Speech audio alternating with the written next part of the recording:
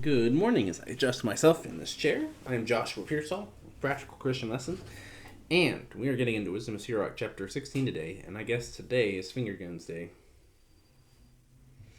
I don't know if people still do this anymore. If you're young and you have never seen this, look up finger guns. Right, just before we get into it, we're going to get into it really quick. I keep forgetting things in the other previous 2 days' videos. In today's video, and there's been announcements in the past 2 videos. The first one's a bit longer. It will have a chapter break, so you can get right to the reading. Yesterday's was a question. Today's is also a question. When these come out, I set them up as premieres. When I set them up as premieres, it of course comes with a 1 minute, I set them to 1 minute, sort of like premiere, like waiting, like you have 1 minute until this airs. Do you guys like that? The only way I could avoid that, as I asked you in the yesterday video, this would be related to that question, is if I remove the premiere setting, and then the video will just come out at 6 a.m. Tuesday through Friday, 6 a.m. Central Standard Time, Tuesday through Friday. If you guys want the premiere, then that's kind of there. I can't do anything about it. I don't think I can. I'll look at the settings again, but I'm pretty sure it's just if you schedule a premiere, it has to have that waiting page at the start of the videos, and you have to watch it as it premieres. You can't like double speed through it.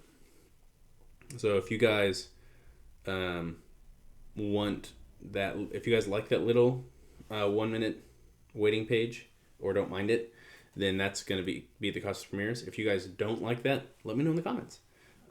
Or if you guys don't like the video I use as the 1 minute waiting page, let me know in the comments. I'm happy to try other ones. It doesn't bother me. I'm not too picky. Now, Wisdom of Sirach 16. Do not desire a multitude of useless children. Here the heading is ungodly children, to give some reference to that. Nor rejoice in ungodly sons. If they multiply, do not rejoice over them. If the fear of the Lord is not in them, do not trust in their life, nor pay attention to their multitude. For one godly child is better than 1,000, and it is better to die childless than to have ungodly children. For from one child with wisdom, a city will be filled with people, but a tribe of lawless men will make it desolate. My eyes have seen many such things, and my ear has heard worse things than this. In the congregation of sinner, a fire will be kindled, and in a disobedient nation, wrath is kindled. There was no atonement for the ancient giants who turned away from God because of their strength. He did not spare the cities where Lot sojourned, whom he detested because of their arrogance. He had no mercy on a nation destined for destruction, who were taken away because of their sins. The same thing happened to the 600,000 foot soldiers who gathered together in their hardness of heart. Even if there was only one stiff-necked man, it would be a marvel if he were to remain unpunished. For mercy and wrath belong to the Lord, and he is mighty to forgive. And he pours out wrath as great as his mercy, so also great is his rebuke. And he will judge a man according to his works. A sinner will not escape with his spoils, and the patience of a godly man will not fare badly. He will make a place for every act of mercy. Each will find this out according to his works. Do not say, I will be hidden from the Lord, and who will remember me from on high? I will not be known among so many people, for what is my soul in comparison to the immeasurable creation? Behold, heaven and the highest heaven, the abyss and the earth will be shaken at his visitation. At the same time, the mountains and the foundations of the earth will shake with trembling when he looks upon them. No heart will be able to think about these things, and who will ponder his ways? There will be a sudden blast of wind, which no man will see, for most of his works will be done in secret.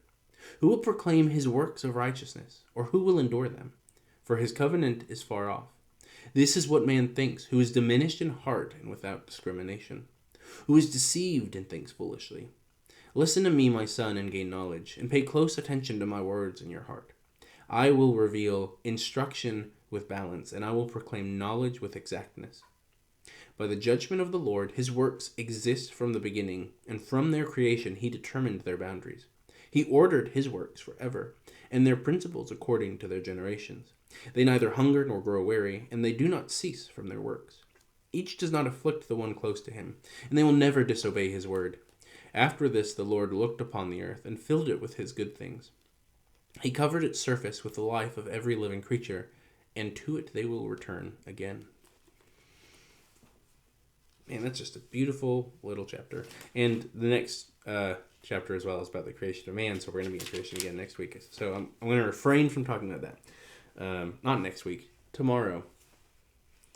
Forgetting my own recording schedule.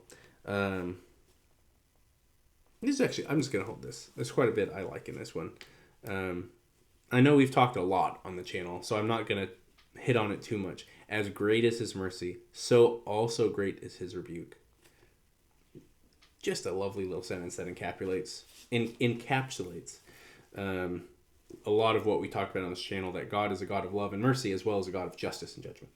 So, I'm sorry. I got a big old smile today. It's just a good day. The other thing I want to talk about, I didn't think I would talk about the divine plan today, but we're gonna, is God's divine plan. And man, you want to talk about things that have lots of debates around them. This is one of them.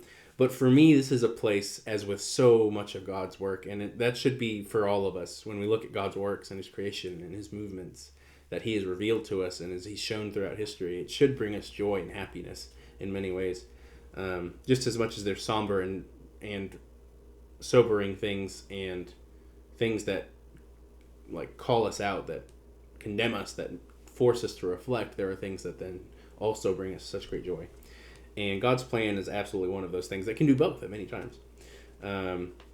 But as many people rightly note, right, God knows everything ahead of time. Nothing will surprise the Lord. So his divine plan has already been worked out with his exact foreknowledge in mind. Now you can get into lots of questions, and talk about a debate Armenians get into a lot, is what is the role of God's foreknowledge and his divine plan.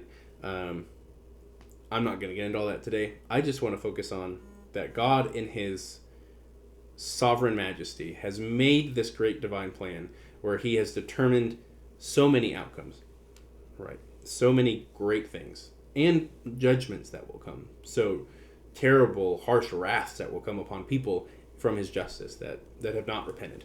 That happens, right? The Pharaoh is a perfect example. But we also know, right, the Lord has, in some way, as he notes here, right, you are judged according to your works. Not that, I'm not going to get into that. But God's divine plan and his sovereignty and his moving of creation and his ordering of events has also somehow incorporated man's will.